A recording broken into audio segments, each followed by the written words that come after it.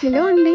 ఈరోజైతే మనం chicken curry ఎక్కువ గ్రేవీతో కొంచెం చికెన్ ఉన్నా సరే అందరికీ సరిపోయేలాగా చాలా ఈజీగా మన ఇంట్లో ఉండే రెగ్యులర్ ఇంగ్రీడియంట్స్తోనే ఎలా చేసుకోవాలో చూద్దాం.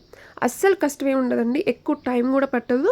బట్ ముక్క మాత్రం చాలా అంటే చాలా మెత్తగా ఉడికిపోతుంది, చాలా సాఫ్ట్గా ఉంటుంది. సో ఇంకా తయారీ విధానంలోకి వెళ్దాము. దానికి మనకి ఒక 2 టమాటాలు, ఒక 2 ఉల్లిపాయలు, అంటే ఒకటి చిన్నది ఒకటి పెద్దది ఉండాలండి. కొంచెం పెద్ద పెద్ద ముక్కలే కట్ చేసుకోవాలన్నమాట. సో ఫస్ట్ ఇలా ఒక కడాయిలో మనం ఉల్లిపాయలు అండ్ టమాటాలు వేసుకోవాలి.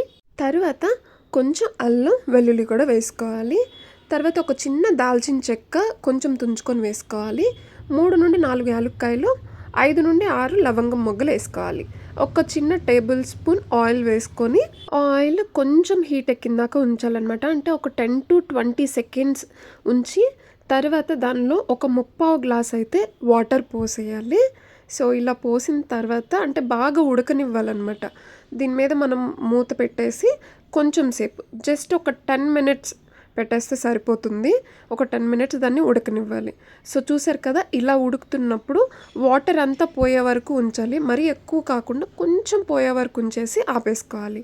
ఇది ఈ 10 మినిట్స్ అయ్యేలోపు మనం పక్కన ఇంకో కడాయి పెట్టుకొని అందులో ఒక 2 టేబుల్ స్పూన్స్ అయితే ఆయిల్ తీసుకుందాము.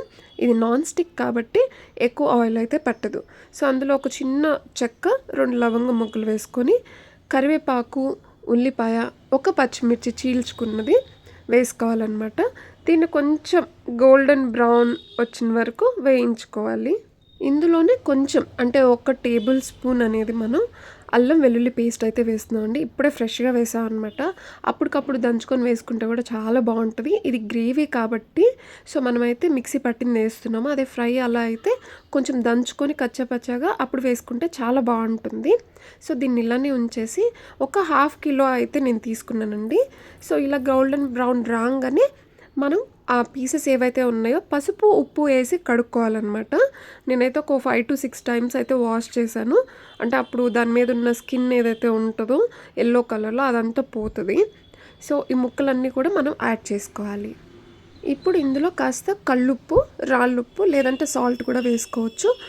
2 టేబుల్ స్పూన్ల కారం అయితే వేస్తున్నానండి. మా కారం చాలా స్పైసీగా ఉంటుంది. అండ్ ఇదేంటంటే మసాలా కారం అనమాట, ప్లెయిన్ కారం కాదు. ఒక చిన్న టేబుల్ స్పూన్ పసుపు కూడా వేసేసాను.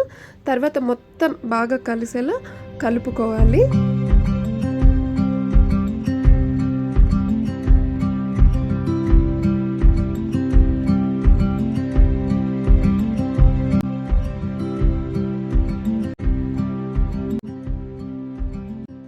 బాగా కలుపుకున్న తర్వాత మూత పెట్టుకొని 10 నిమిషాలు అసలు కల్లించకుండా ఉంటే ముక్క మెత్తగా ఉడికిపోతుంది ఆ వాటర్లో.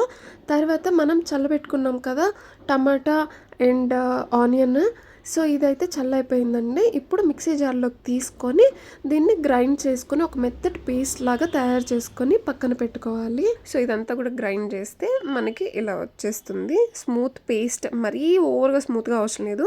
ఇందులో ఒక చిన్న టిప్ ఏంటి అంటే ఈ టైంలో మీరు కనుక ఎంత వాటర్ వేస్తే అంత గ్రేవీ వస్తుంది. వద్దు అనుకుంటే అలానే వేసేసుకోవచ్చు. సో 10 నిమిషాల తర్వాత ఓపెన్ చేస్తే మీకు చూసారు అంత వాటర్ ఎలా వచ్చేసిందో. ఈ వాటర్తోనే చికెన్ బాగా ఉడికిపోతుంది అండ్ చాలా మెత్తగా కూడా ఉడుకుతుంది అనమాట. చాలా సాఫ్ట్గా ఉడికిపోతుంది. చూసారా ఎంత వాటర్ వచ్చిందో. ఈ టైంలో మనం కొద్దిగా మసాలా యాడ్ చేసుకోవాలన్నమాట. ధనియాల పౌడర్ అండ్ జీలకర్ర పౌడర్ వేసుకొని కలుపుకోవాలి.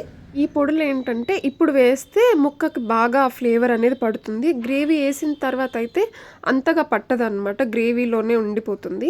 ఇప్పుడు కొంచెం కొత్తిమీర యాడ్ చేసుకోవాలి. నేను ఓన్లీ ఆకులే కాదండి, ఆ కాడలు కూడా కట్ చేశాను అనమాట. అవి లావుగా ఉన్నాయి, గట్టిగా ఉన్నవి కాదు.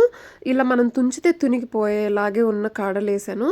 చాలా ఫ్లేవర్ అయితే యాడ్ అవుతుంది కర్రీకి. సో అందుకే నేను ఇవి కావాలని ఆ చివర కట్ చేసి చిన్న చిన్న ముక్కలుగా ఇవైతే యాడ్ చేశాను అనమాట.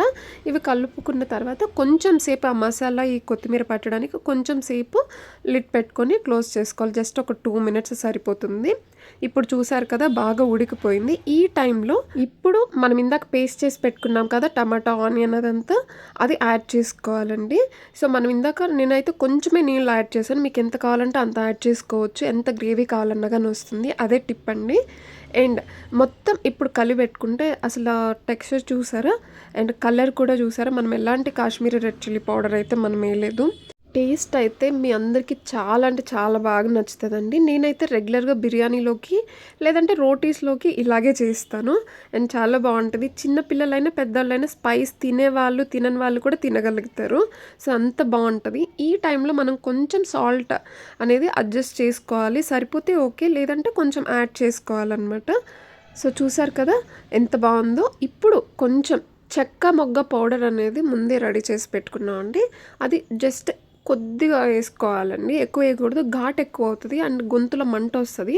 ఈ టైంలో లాస్ట్ ఒక 1 మినిట్‌లో దించుతామనంగా నేనైతే కరివేపాకు యాడ్ చేస్తున్నాను.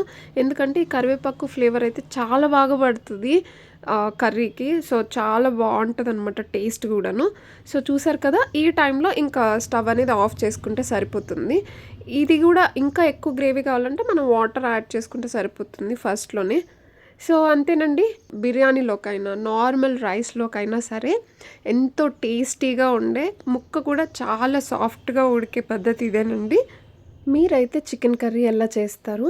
అండ్ మీ టిప్స్ కూడా ఒకసారి కామెంట్‌లో చెప్పండి. ఇలాంటి మరెన్నో రెసిపీస్ మన ఛానల్‌లో రెగ్యులర్‌గా అప్‌లోడ్ చేస్తూనే ఉంటాను. మన ఛానల్‌ని ఎవరైనా సరే ఫస్ట్ టైం చూస్తుంటే ప్లీజ్ సబ్స్క్రైబ్ చేసుకొని ఇన్‌స్టాగ్రామ్‌లో ఫాలో అవ్వండి.